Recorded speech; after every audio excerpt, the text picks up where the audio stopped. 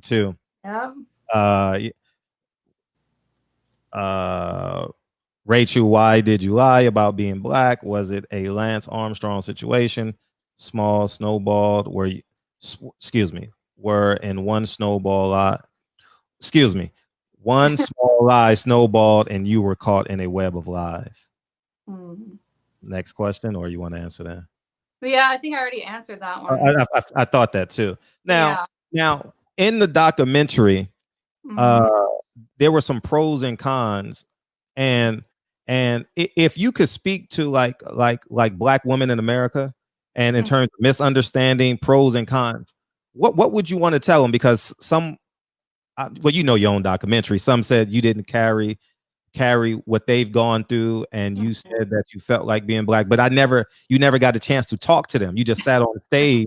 Yeah. I don't know if it was edited or anything like that, but I Oh, think hell yeah. Like it wasn't my okay, documentary.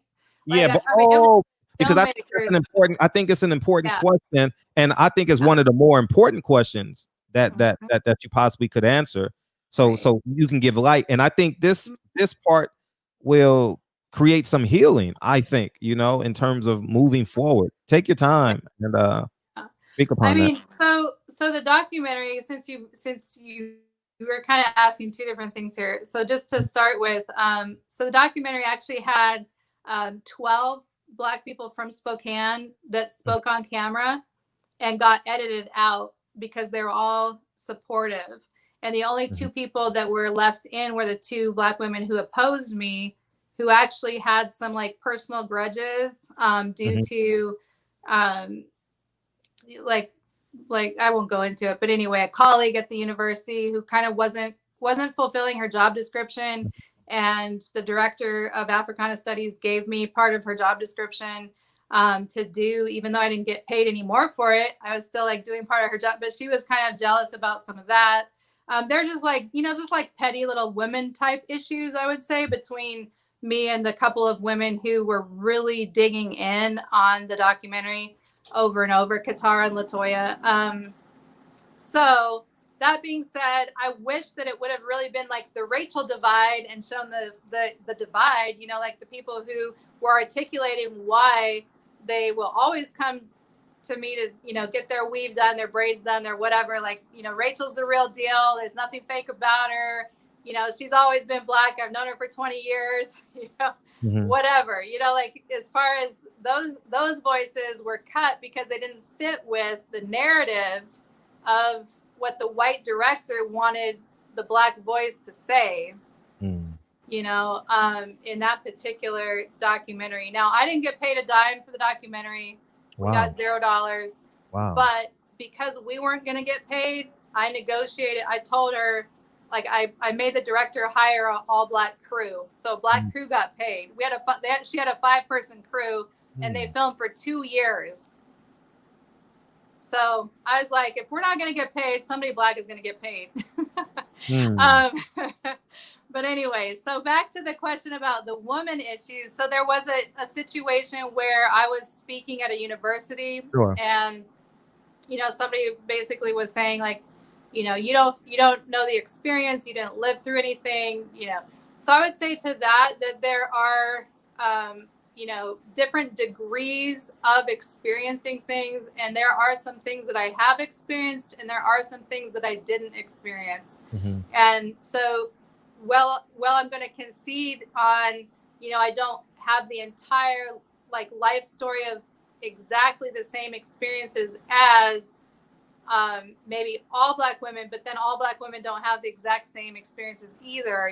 There's difference in terms of religion and class and whether you grew up poor. I grew up poor, so anybody who grew up poor, I had that experience. mhm, I was working for like I had to buy my own clothes and shoes since I was 9 years old. And so that's a sense of, like when it comes to not having enough resources, I understand that experience. mm, When it comes to being discriminated against, when I was director of the Human Rights Education Institute, um, there was no designation for race on the application form, but the outgoing executive director, I overheard him tell someone else, like, well, she is a colored gal, right? So she's so passionate about this work, we could probably pay her less and she'd probably still take the job. I was the first person who got half the salary. So every white male and female before me received 70,000 for that position. I received 36.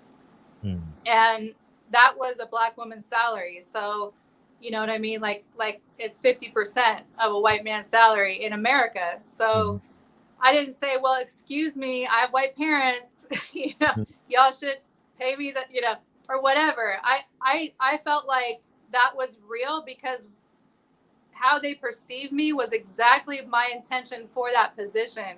I started Black History programs like in the school. I expanded the reach of the Human Rights Education Institute and went against, which by the way only exists because of the Aryan Nations compound being shut down in that area in North Idaho. So it was like in opposition to white supremacy was, you know, what that institution was all about. And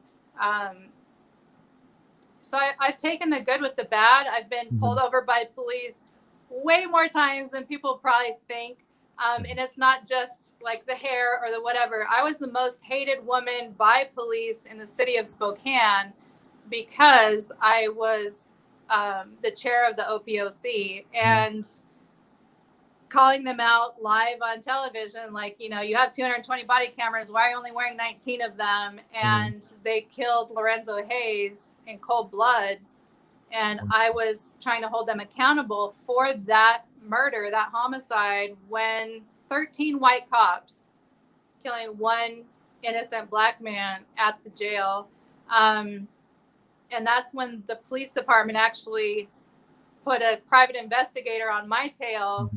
And the parents were following me with a private investigator for the purpose of shutting down the court case for my little sister against our older brother who had, you know, molested her and me. And I was her key witness because I was the biological sister of the perpetrator. And so they conspired together to really pop off that big bomb of, you know, oh my God, she's, you know, she's really white, you know, that kind of thing. Like she's a liar and a fraud and all this.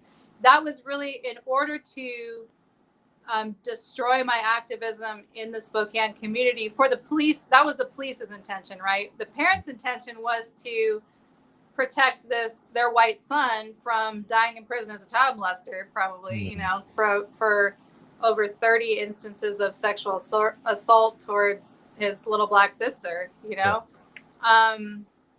So, you know, I think there's a lot of stuff that when people say, oh, you don't know anything about it, you know, the experience, you don't know anything about pain, you know, you might be surprised if you know, like people are humans and pain is pain. And whether it comes down to me, you know, getting a lesser salary or, you know, me getting a higher fine for like not having my blinker on for a full 8 seconds or whatever random ass reason they want to pull me over, you know, which, so like, yeah, it's, I have experienced some stuff, you know, I'm not trying to compare and contrast, but, I've walked through a lot also with my sons. And I would argue that what your kids face, you face as a mother in a very real way, you know, whether it's their altercation with the police or their social interactions, even at school.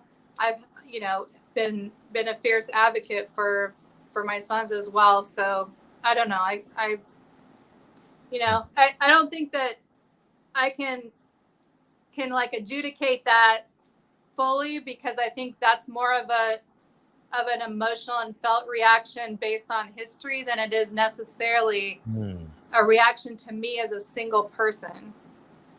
It's more of a reaction of, you know, of people infiltrating and stealing and, you know, having bad intentions and being all about themselves. And that's just not who I am. So. And